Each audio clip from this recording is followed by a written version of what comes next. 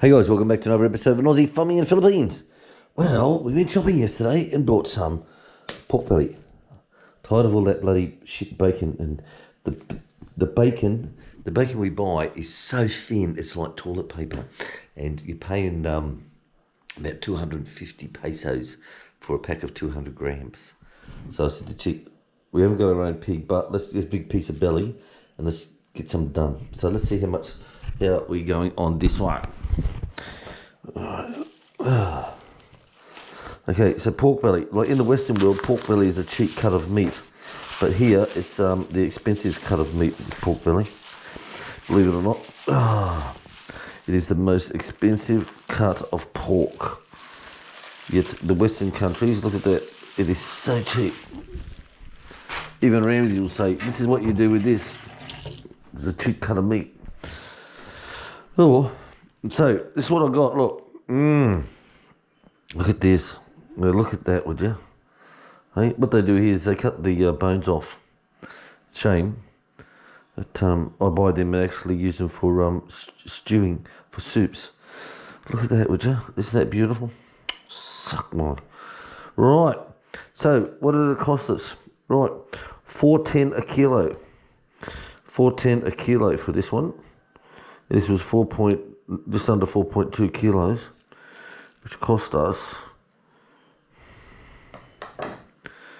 1,720 pesos for this. So it seems a lot, guys, but most of the time we make our bacon out of this, we're getting it for half price what we buy it for, and we're getting a good quality. So what we use is park powder, Aussie dark brown sugar, and salt. Right, I'll cut this up and weigh it up and I'll be back to you. Right, look at that. So this is your loin here, this is your belly. Now, the Americans like theirs, as in bacon, is in just the belly here.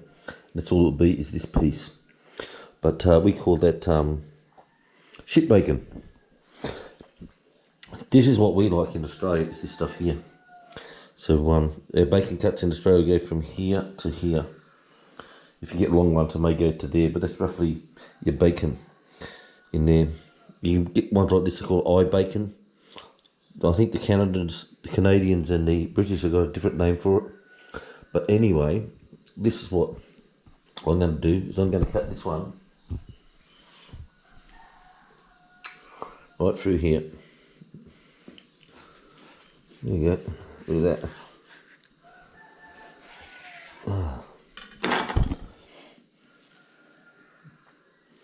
Look at that. That is exactly what I want. So I weigh this one up and get him cured down.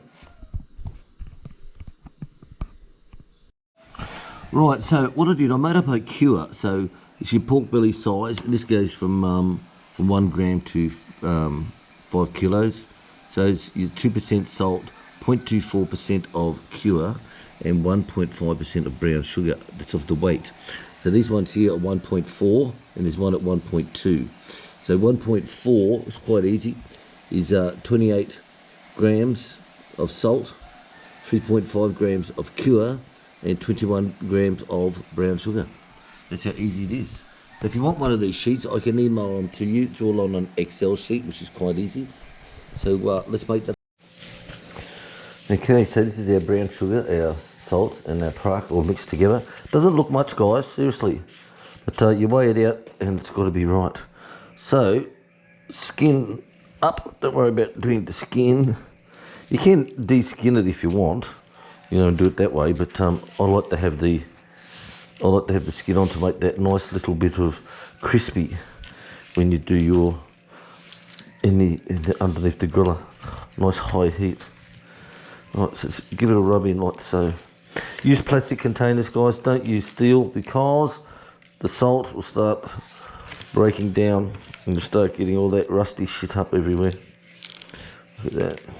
So don't worry about saying, oh, but the skin's not done. Don't worry about the skin. It's not going to penetrate the skin. Anyway. Right. There we go. Now drop that into the freezer pack, into the vacuum pack, which is here. And we'll vacuum pack it down.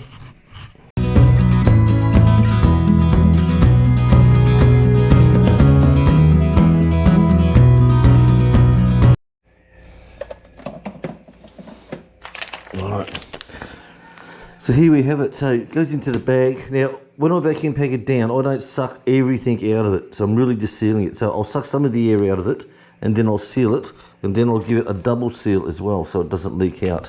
And this is our bacon.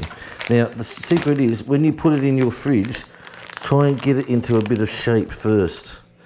Get it into a bit of shape, because if it's oblong, if it's on a weird shape, that's how it will turn out, and it makes it very hard to cut. Very hard to cut. So leave yourself a little bit of room so that the liquids can start coming out. Don't vacuum it down really tight. Don't do that. And just put it in the fridge. So what I'll do is put it in the fridge for 5 days, so it'll all be skin side down. So the next morning, when I come up, I just turn them all over. I know skin side up, every one of them's all skin side up. And so forth from there. So there you go, guys. Let's get into the next one. Right, here's the second one. So the second one, I've do an experiment with this one. I've taken the skin off, which you can see. So that can be used, you can use that for something. And remember, it doesn't need much. You look at it and you'll say, oh, that's not enough. Trust the measurements that's on the sheet. All right, trust the measurements. Now look at this, it's pulling all the liquid out already. Look at that. That's only been a couple of minutes. Right, I can't wait. 5 more days. God.